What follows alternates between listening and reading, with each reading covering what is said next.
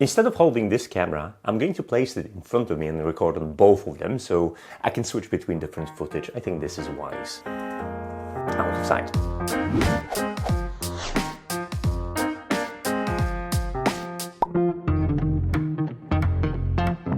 Hey guys, because I'm recording on both cameras, it means I'm gonna be relying on a B-roll to present the AIcoco onAir streaming camera, the subject of today's video.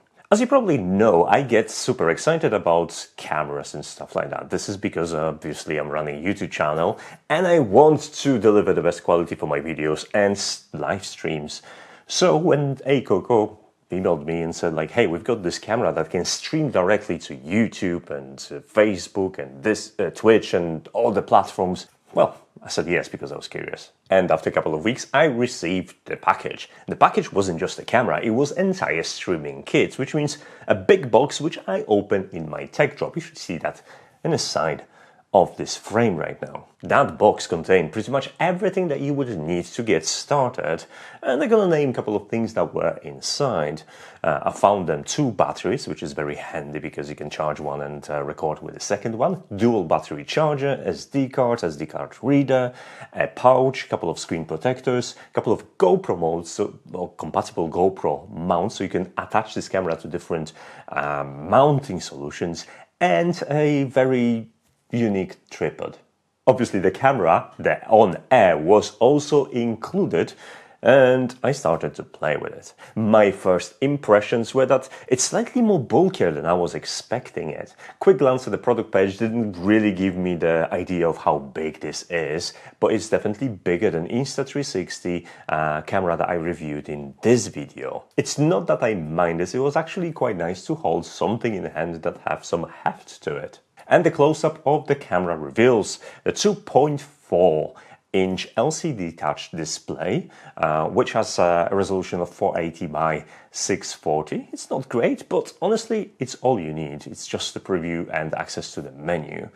There is a Wi-Fi built-in, so you can stream from this directly to your associated social media channels, and it uses 2.4 and 5 gigahertz bandwidth, which is very, very nice. And then looking at its size, we have 2 access ports, or actually 3 access ports. One for USB Type-C charging, which is very nice. The other one is 3.5mm jack for external audio. That's great because you'll be able to connect different microphones, for example, like this Rode set that I've used in my testing too.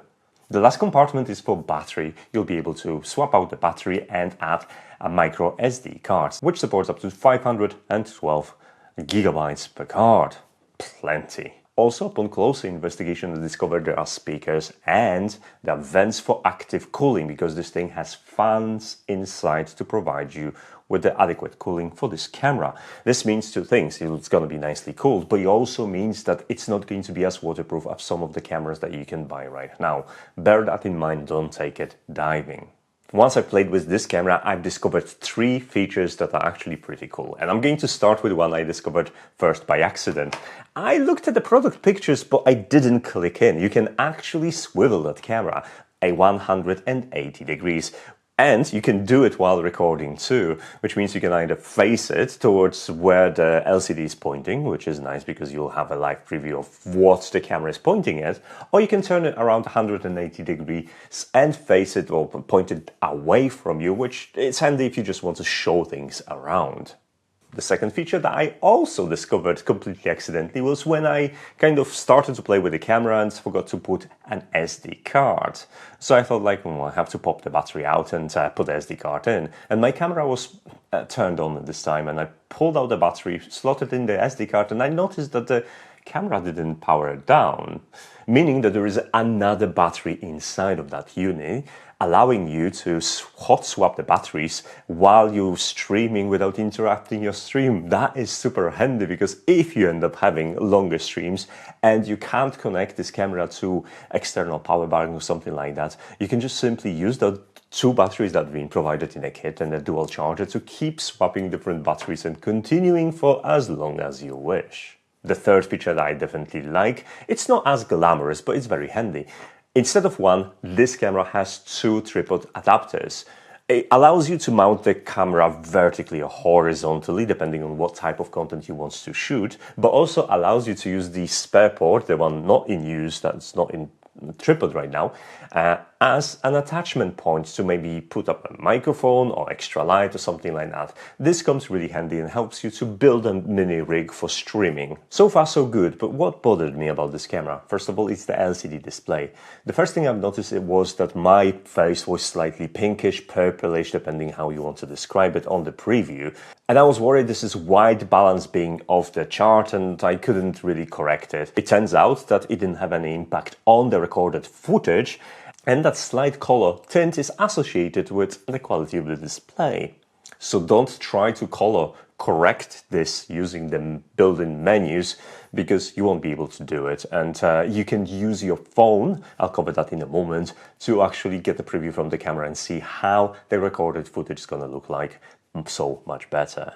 The second thing I didn't like is also associated with the display. To navigate different menus, you use the combination of gestures and taps. Unfortunately, the gestures aren't as responsive, and I found myself swiping a couple of times before enabling the menus that I wanted to get into it. Again, fortunately, I can just simply use the app, connect my camera and set everything I need from the convenience of my phone, which is honestly so much easier to do and so much more convenient, because all I had to do is just place the camera on and in the position where I want to record, set it up on my phone, press the button, start recording. Now that we know what we're dealing with, let's talk about audio and video.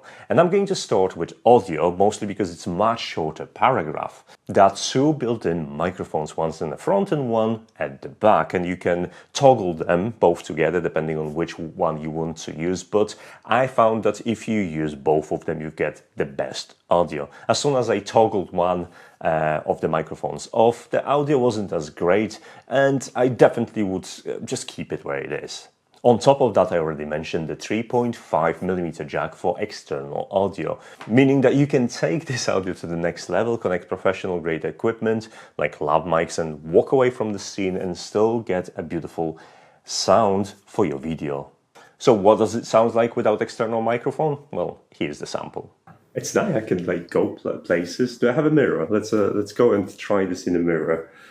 So you can see what I'm doing right now. It's a good thing I cleaned up the bathroom. So now I'm in front of the mirror and I can simply rotate the camera like this.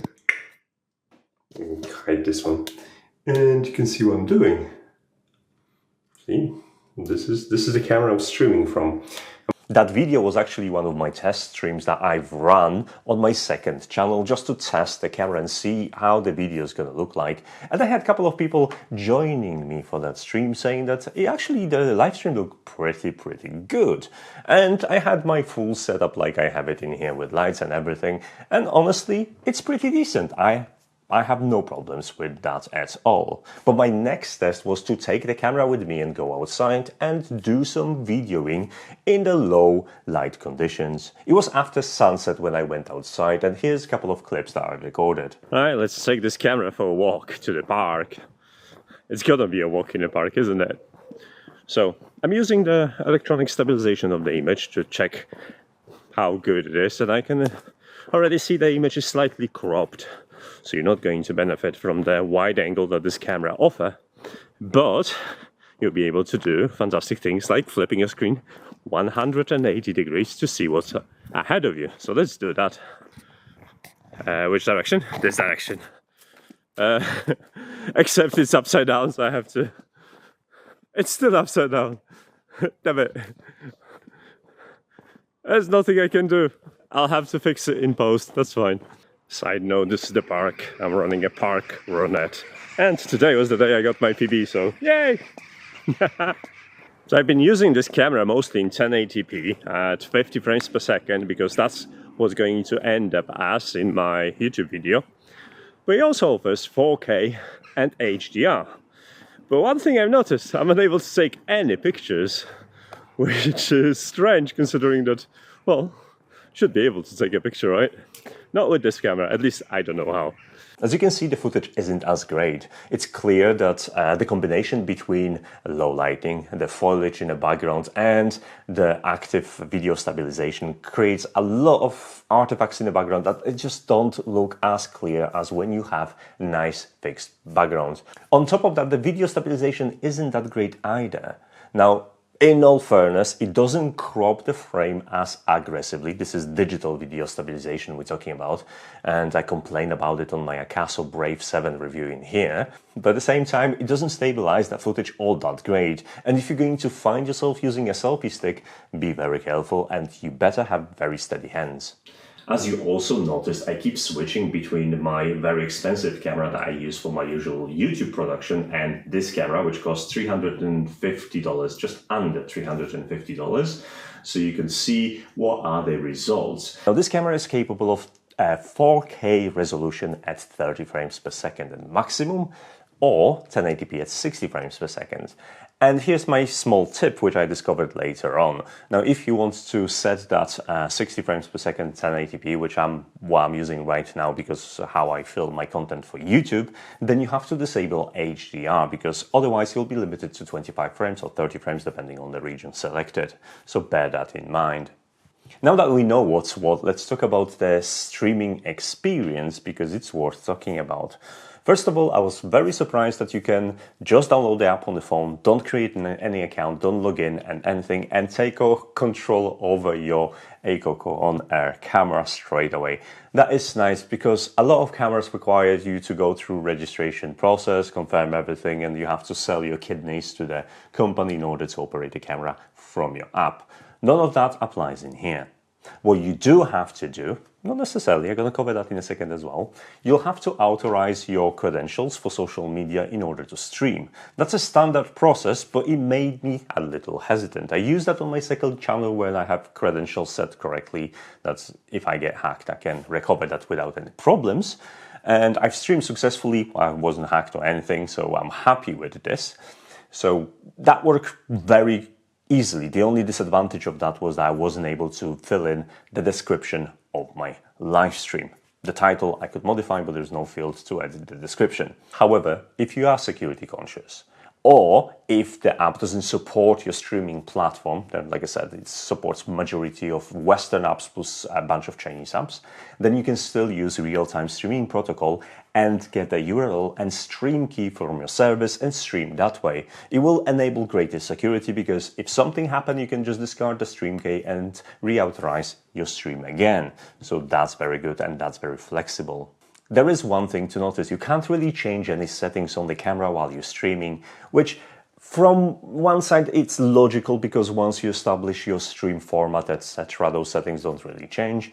But stuff like setting external microphones and selecting aspect ratio and stuff like that has to be done before you start recording or streaming. So bear that in mind and set everything up correctly before you hit that stream button. Overall, my streaming experience was very good. And there is another huge benefit for having this camera, which is that it automatically stores the content of the stream onto the microSD card. And this is great, because many times in the past, I actually live streamed something and I wanted to use this content in my upcoming review or something like that. And then I quickly discovered that if I go and download this content from YouTube, then all I get is 720p version of my live stream, and that looks a little bit pants. And obviously using this camera, I've got the original footage stored on the microSD card, which you can then recover and use it for your own purposes. Two things that I haven't tried, however, was streaming to multiple platforms at once. So this is something you can still do with this camera. And if you have multiple onAir cameras, you can use the app to switch from one camera to another without interrupting your stream, which is quite interesting concept. And if this is something that your stream would benefit from, you should definitely consider that. Lastly, streaming directly from the camera via internet to your streaming service of your choosing isn't what you want. You can still connect USB Type-C cable to your computer and use it as a typical webcam and stream it this way, or record the videos as you would in a normal mode, or if you're in the middle of nowhere, you can tether it via phone connection.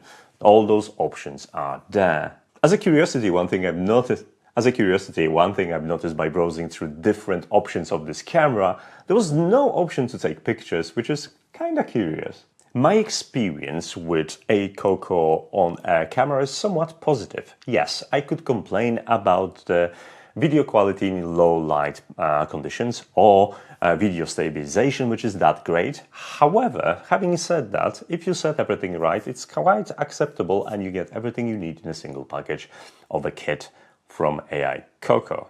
And the bottom line is this: you have to make a choice what's best for you. And you have evidence in here because you can compare the footage recorded with $3,000 camera setup, which I'm using right now, versus $349 camera onAir that you can get right now, and see if this is enough to get you started with streaming. So big thanks to AIcoco for sending me the unit so I could try out.